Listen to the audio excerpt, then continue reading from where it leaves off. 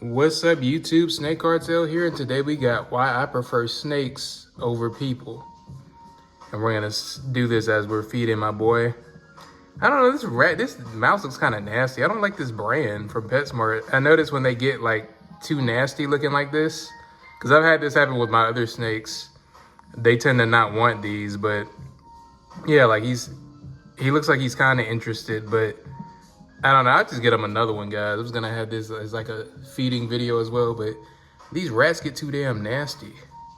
But yeah, guys, the reason why I would prefer snakes over people is because snakes, you pretty much know what you're gonna get, honestly. People, they could do stuff behind your back, a lot of shady stuff going on. I see it all the time at work. That's really my main, ironically, with it being remote, it's really my main interaction with a lot of people on like a daily basis. I'm really selective with who I hang around at this stage of my life. I really just hang out with my girl and her family if I am with people. But yeah, I think as Steve Irwin said it best, it's people you got to worry about. Crocodiles are easy. They just try to eat you.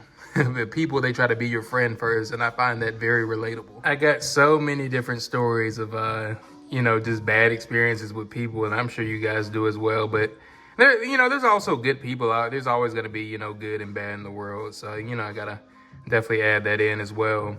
But dealing with animals is just so much more rewarding for me. I just love the way they look, the way they operate.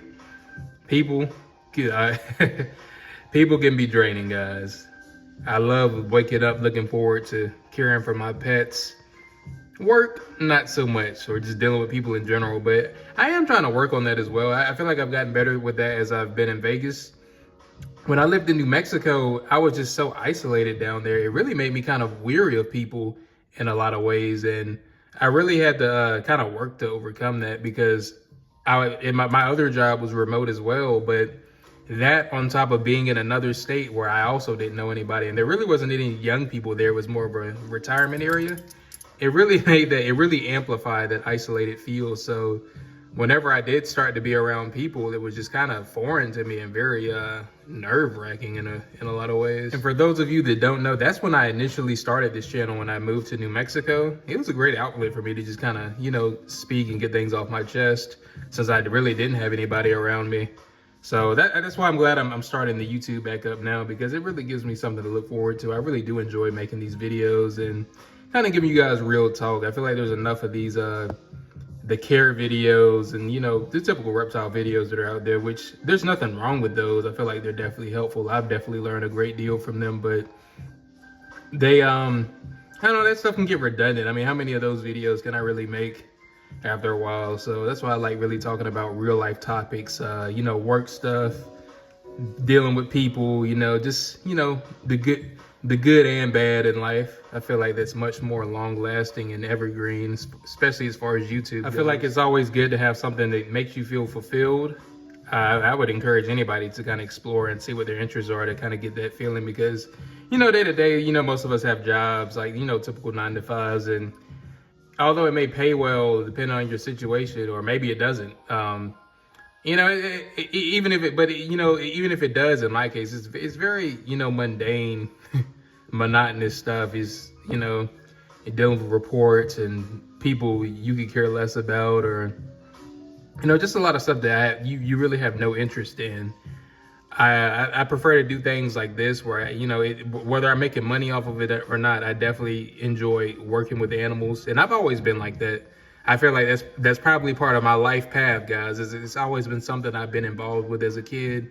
I can even remember when I was in preschool, and there was a woman that had all these different school pets in there. She had bunnies, she had turtles, she had all types of crazy stuff. So I feel like some of that early exposure I had definitely cemented my interest in animals in my life. Yeah, the animals, man, you can't lose with them.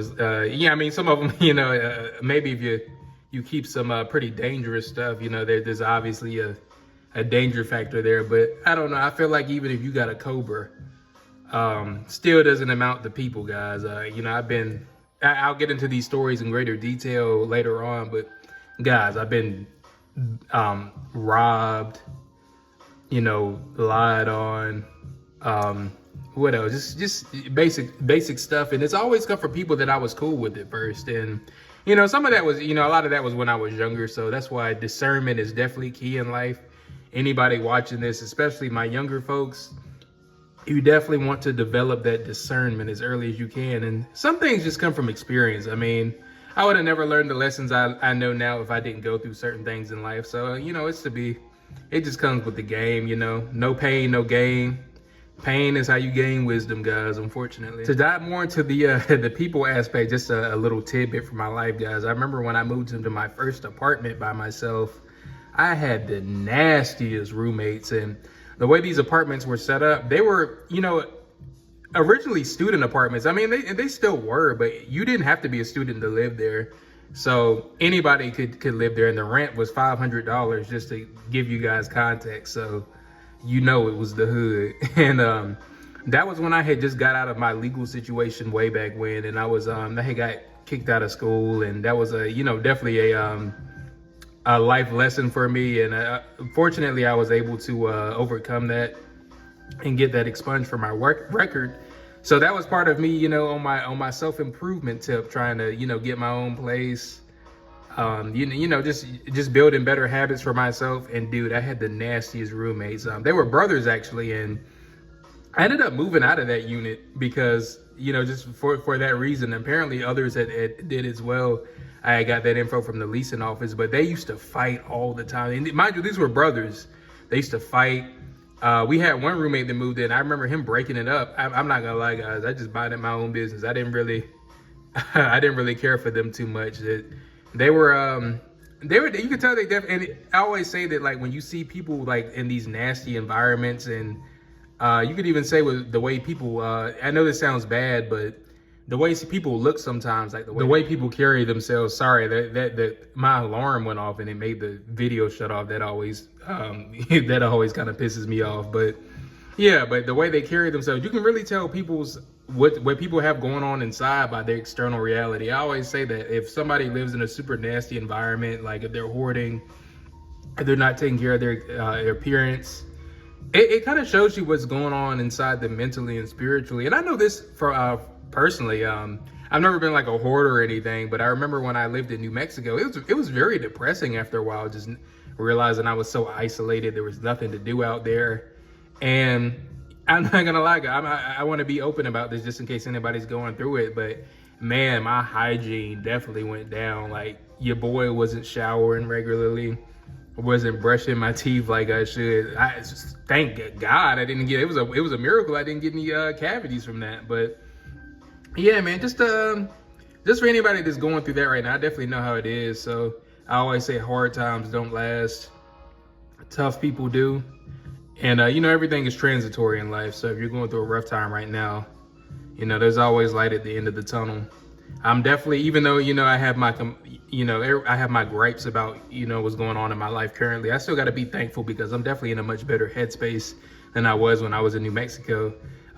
Better mentally and financially. So I gotta give credence to that. To go back to that first apartment story, guys, I figured I should mention this too. But so when I moved out of that unit, I got moved to another one, and there were less people in there. So all of the ones I've lived in were 4x4s. So if you guys don't know what that is, it was like 4 rooms, and usually you had 3 other roommates, but it was the same unit style, but there was only one other dude living in there, and that was pretty cool for a while. But he wasn't the cleanest either, but it was better than the other situation. But I ended up being able to get out of my lease early because, like I said, guys, it was the hood. So yeah, you would see like, gangbangers outside, like people, like, all types of typical hood stuff. And I remember when one day we heard like these shots go off, and we thought it was in the distance, but it was actually right above us because my roommate, he was the plug, so he was serving some people up above us, and he came back in the room crying. We were like, what? I'm thinking like maybe his girl broke up with him or something. And like, what's wrong, bruh? And he said, bruh, I seen 3 dudes upstairs just covered in blood. And I was like, what happened? And like, he said that the dudes, like, one of them was coherent, and he said that they had gotten popped. And apparently I told my mom about it, and she calls me back like 10 minutes later, and apparently one of the dudes was my cousin. So, because I never went upstairs, guys, because it literally had just happened. And when we went outside, the firearm was right at the gate of the where you walk into the unit. So I guess the dude tossed it after he did the deed, and it was a crazy situation, guys. But it was definitely a gateway for me to get out of that nasty and ghetto neighborhood. But luckily everyone lived, so that's that was a good thing. Everybody involved, and apparently, man, I think the dude, like, I don't think he really faced any jail time, because from the story that I heard, I think he might have gotten that, like, put in holding for a while and maybe bonded out. But apparently it was like a domestic. They were cool with his girlfriend, and it was like a domestic situation they had going on. So the dude, when he showed up to her apartment, they were out there waiting, and they I guess they tried to jump him, and that's when he started letting off on him, because I think he was a legal carrier. I don't think he was like like an actual criminal, but that's how that situation went down. And unfortunately, just from what I know in life, I'm pretty sure she probably ended up going back too. So I got a lot of, I've seen that a lot in my life. Unfortunately, I don't condone any of that type of activity, but unfortunately, man, when a lot of people in those type of negative relationships, they always end up going back. And I think part of it is because as people, even if it's a negative situation, if it's familiar, we seem to be more comfortable with it. That's definitely something I've learned in life, is people get, no matter how bad it is, people are comfortable with familiarity.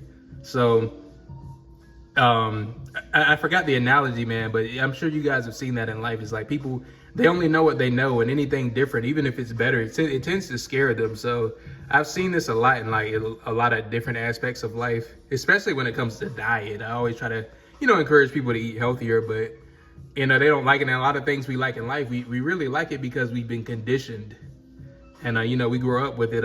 We grew up eating certain things, so we think it tastes good to us. But guys, I was very sickly as a child, so I started eating a lot better as a teenager, and it definitely helped me a lot. Like I can't explain how much that has improved my overall well-being, mentally and physically. And I've come to learn that my body is really sensitive, like especially the more in tune I get with it now. As a kid, I guess this goes back into the people thing.